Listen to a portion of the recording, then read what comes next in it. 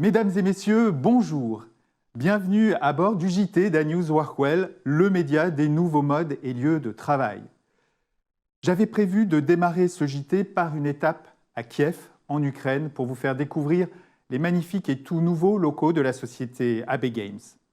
Malgré les événements tragiques qui s'y déroulent actuellement, j'ai choisi de maintenir cette séquence en hommage à la créativité et au dynamisme de la société ukrainienne. Conçus par l'agence Bolshakova Interiors, les espaces de cette société spécialisée dans la création de jeux vidéo ont été livrés en décembre 2021.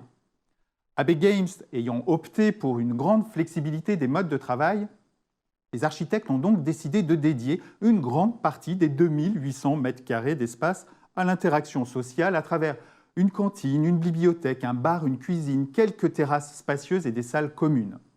Les espaces collaboratifs avec des aménagements très ouverts alternent avec des zones isolées dédiées au travail de concentration.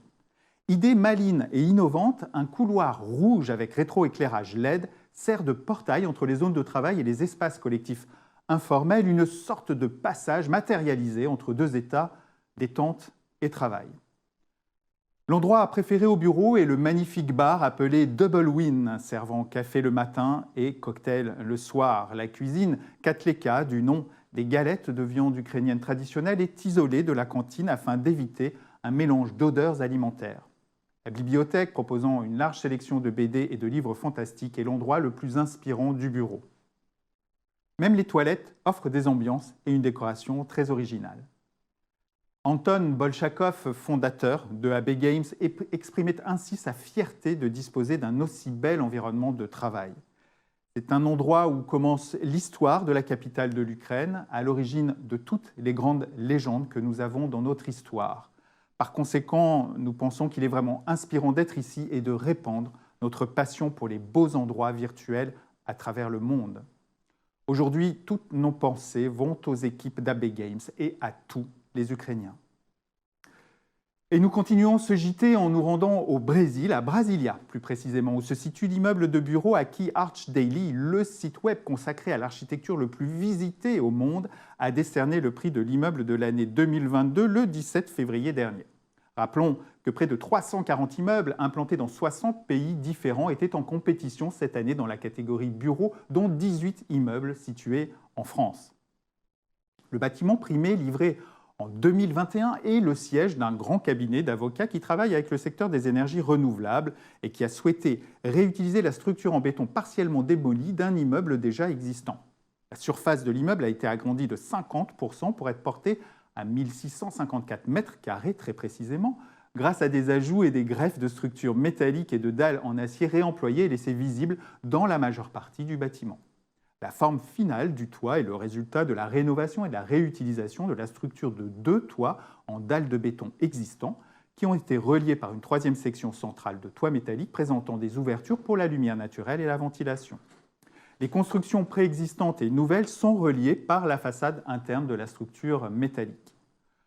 Une seconde peau a en effet été créée sur cette surface séparée d'1 mètre de la façade intérieure. Pendant la journée, son apparence est monolithique, mais la nuit, elle se transforme en une surface translucide. Elle protège l'intérieur d'un ensoleillement excessif et maintient une vue vers l'extérieur tout en permettant une ventilation naturelle et un passage pour diverses installations et équipements. L'accès principal se fait par un jardin couvert situé dans la zone centrale du bâtiment, un espace qui préserve le jardin intérieur d'origine de l'ancien immeuble. Le bâtiment réutilise l'eau de pluie et recourt à l'énergie photovoltaïque, en plus d'intégrer d'autres systèmes d'efficacité énergétique, tels que l'utilisation d'un système de climatisation centrale automatisé et le contrôle de l'éclairage. Une belle réalisation signée Bloco Arquitectos et Anadura Arquitectura. La saison des prix continue et c'est cette fois le salon MIPIM qui se tiendra du 15 au 18 mars prochain à Cannes qui vient d'annoncer les finalistes de ces trophées annuels.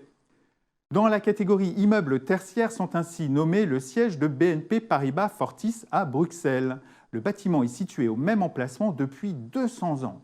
Le nouveau bâtiment suit à nouveau l'alignement de la rue d'origine et fait référence à la fois au dénivelé de 12 mètres qui sépare la ville haute de Bruxelles de la ville basse et aux hauteurs des bâtiments existants dans le quartier.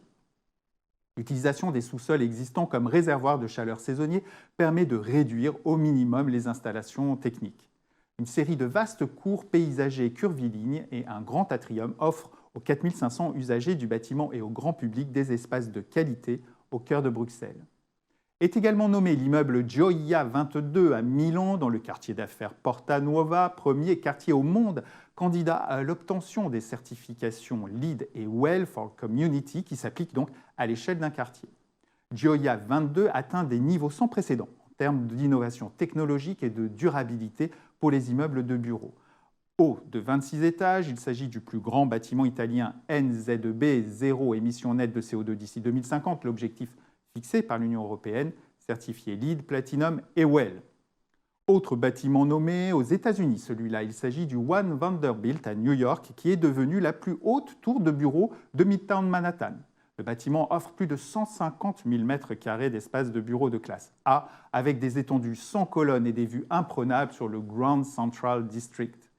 Certifié Platinum dans les programmes LEED et WELL, le programme intègre un certain nombre d'innovations en matière de construction et de conception durable, ainsi que de technologies avancées pour le bien-être des occupants. Enfin, dernier immeuble nommé, le Southworks, situé à Londres. Il s'agit d'un programme de bureaux de 7 étages, de 70 000 pieds carrés, achevé en mai 2021, disposant d'installations à la pointe de la technologie.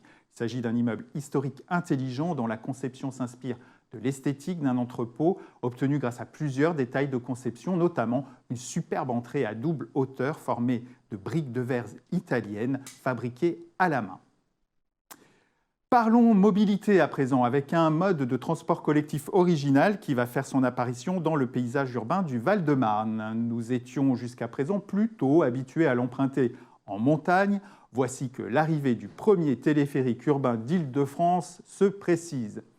Initialement dénommé Câble à Téléval, ce projet de téléphérique urbain rebaptisé Câble 1 reliera Villeneuve-Saint-Georges à Créteil et à la ligne 8 du métro parisien en 17 minutes.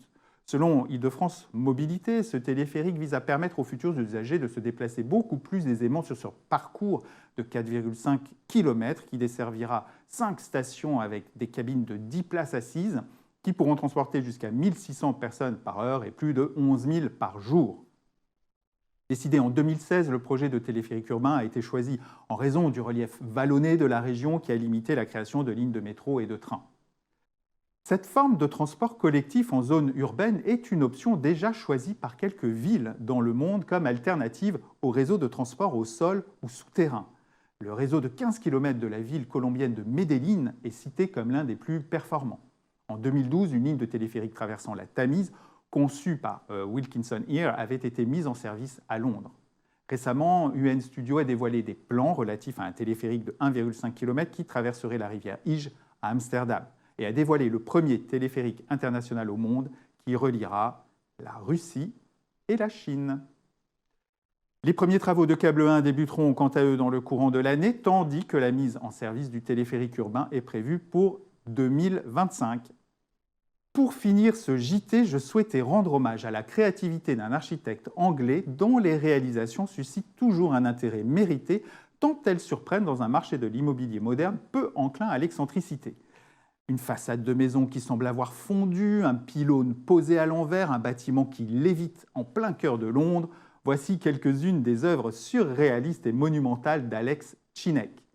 Dans les années 2010, le Britannique, qui se dit à la fois sculpteur, architecte, street artiste et illusionniste, révolutionne l'art public en remodelant des bâtiments avec fantaisie.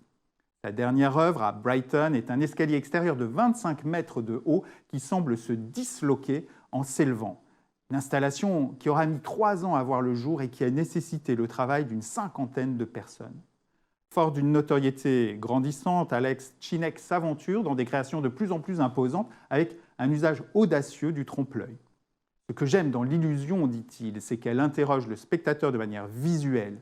L'art dans l'espace public doit être accessible, mais il doit aussi appâter. Et l'illusion comporte une forme de magnétisme visuel. Merci à Alex Chinek d'apporter un peu de fantaisie et de surréalisme dans nos paysages urbains et de démontrer combien l'architecture et l'art peuvent changer notre quotidien et être porteurs de sens. Voilà, votre JT à News Workwell, c'est fini. Je vous donne rendez-vous dans 15 jours pour une nouvelle bouffée d'inspiration. D'ici là, portez-vous bien. À bientôt.